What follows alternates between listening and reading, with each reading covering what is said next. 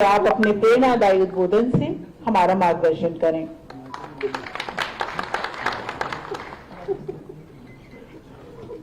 17 अप्रैल 1976 जब इस शहर की कल्पना के साथ स्थापित हुआ ये नोएडा शहर, एक इस कल्पना के साथ कि एक औद्योगिक शहर बनेगा दिल्ली के बॉर्डर पर। 50 वर्षों के इस सफर में 43 वर्ष लगभग मुझे भी इस शहर में रहने का मौका मिला है। यहाँ की खट्टी मीठी यादें, उतार चढ़ाव, राजनीतिक सामाजिक व्यवस्थाओं के बीच एक परिवर्तन आया। आज से लगभग 9 वर्ष पूर्व 2017 में मैंने वो 43 वर्षों में वो सफर देखा है, वो राजनीतिक व्यवस्थाएं देखी हैं, वो कानून व्यवस्था की धज्जियां उड़ते देखी है और वो गुंडा राज देखा है, वो भ्रष्टाचार का वो रूप भी देखा है। मेरे सामने बैठे हैं एंटरप्रेन्योर संस्थान के हमारे अध्यक्ष भाई विपिन मलन जी, जो 8 बार अध्यक्ष रहे हैं, भाई मंजूगन जी, हमारे अप्रैल सेंटर के अध्यक्ष भाई ललित ठुकराल जी, हैंडलूम के भाई सीपी शर्मा जी। आज उसमें बदलाव आया। 9 वर्षों के इस सफर में कायाकल्प हुआ है इस शहर का। आज जो शहर गुंडे बदमाशों का, भ्रष्टाचारियों का शहर कहलाता था, आज वो शहर विश्व पटल पर अपनी पहचान बना चुका है। और शायद ये अतिशयोक्ति नहीं होगी मैं कहूं कि अब इस शहर को ऊंचाइयों को छूना, शायद किसी शहर, चाहे वो बंबई हो, चाहे बंगलौर हो या चंडीगढ़, जिसकी कल्पना हम करते थे कि मेरा शहर ऐसा बने, आज हम उन ऊंचाइयों को भी पार कर चुके हैं। माननीय मुख्यमंत्री जी, उसका श्रेय आपको जाता है, प्रधानमंत्री जी की उस सोच और कल्पना को जाता है। आपका परिचय, आपकी पहचान सिर्फ इस भगवा वस्त्र के रूप में, एक संत के रूप में नहीं, बल्कि एक आर्थिक रणनीतिकार के रूप में, एक कुशल प्रशासक के रूप में हुई है। गुंडे बदमाशों दहशत होकर वो या तो प्रदेश छोड़ गए या दुनिया छोड़ गए। ये कल्पना के साथ ये शहर में मुझे ध्यान है 2017 से पहले पिछले 14 वर्षों में मैं आकलन कर रहा था कि एक भी नई इंडस्ट्री हमारे यहां नहीं आई, बल्कि 3 बड़ी इंडस्ट्रीज छोड़कर यहां से गई थी। आज जिस 2 संस्थानों का जिनका उद्घाटन हम करके आए हैं, इससे पहले आज इलेक्ट्रॉनिक से में प्रिंटेड सर्किट बोर्ड का महत्व हम समझ सकते हैं। और इससे पहले आज से लगभग 1 माह पूर्व सेमीकंडक्टर्स की योजना, फिल्म सिटी, एयरपोर्ट और मेट्रो का जाल के साथ साथ जो सबसे बड़ा बदलाव आपने यहां की जनता में विश्वास दिलाया है, वह है जनता का शासन में विश्वास, जो लगभग हो चुका था। एक अभिभावक के रूप में, एक संरक्षक के रूप में यहां की जनता को यह विश्वास हो चुका है कि योगी जी हैं, देश में मोदी जी हैं, तो हम सुरक्षित हैं, हम आगे बढ़ सकते हैं। विकास के मार्ग पर हमारी मातृशक्ति सुरक्षित महसूस करती है।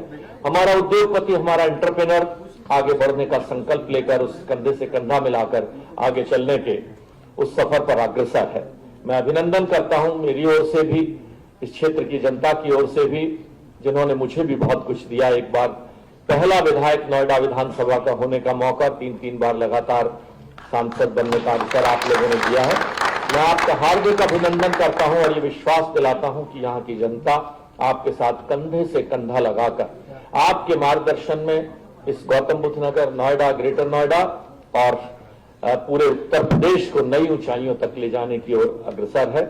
हमारे दोनों मंत्री आदरणीय गोपाल नंदी जी और हमारे प्रभारी मंत्री, जिनकी किन शब्दों में तारीफ की जाए, भाई ब्रजेश सिंह जी, आदरणीय विश्वकर्मा जी, एक संगठन के रूप, शिल्पी के रूप में जिनके सानिध्य में मुझे भी लगभग 20 वर्षों तक एक संगठन के कार्यकर्ता के रूप में काम करने का मौका मिला, और वर्तमान में कैबिनेट मंत्री एमएसएमई, जिसका कि इस क्षेत्र से बहुत कुछ लेना देना है, आदरणीय भूपेंद्र सिंह जी का भी मैं अभिनंदन करता हूं।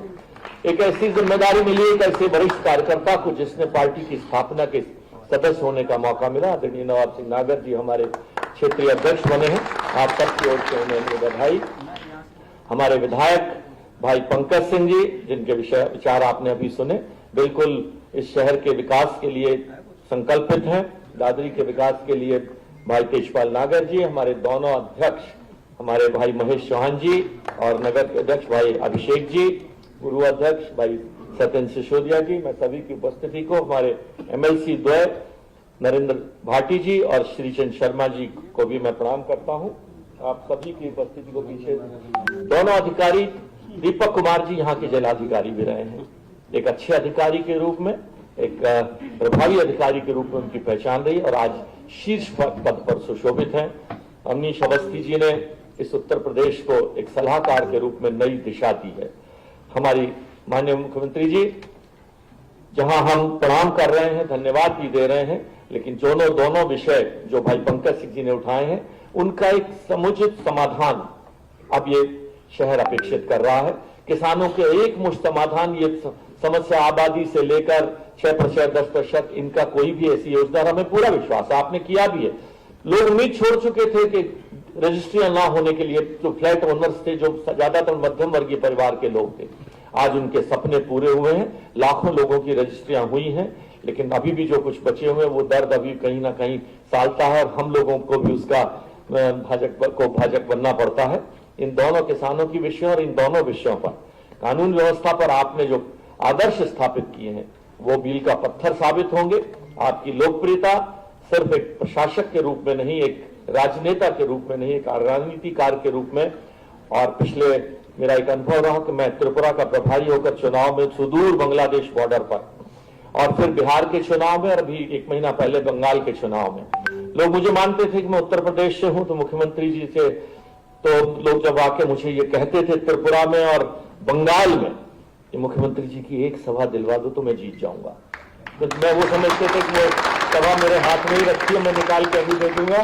तो उनका ये वैसा विश्वास था। जब मैं उन्हें बताता था कि व्यवस्था के तहत इतनी सभाएं लग चुकी हैं और संभव भी नहीं होगा शायद, तो वो लोकप्रियता आपने पूरे देश में पाई है।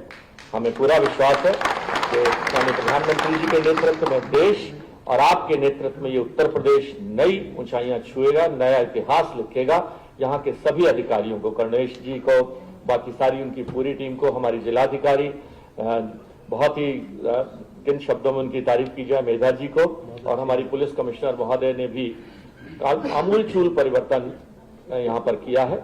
मैं उनको भी धन्यवाद देता हूँ और उनके लिए आपको धन्यवाद देता हूँ कि आपने ऐसे अधिकारियों को यहाँ भेजा है। आप सबका बहुत बहुत धन्यवाद और आपके चरणों में पुनः नमन करता हूँ।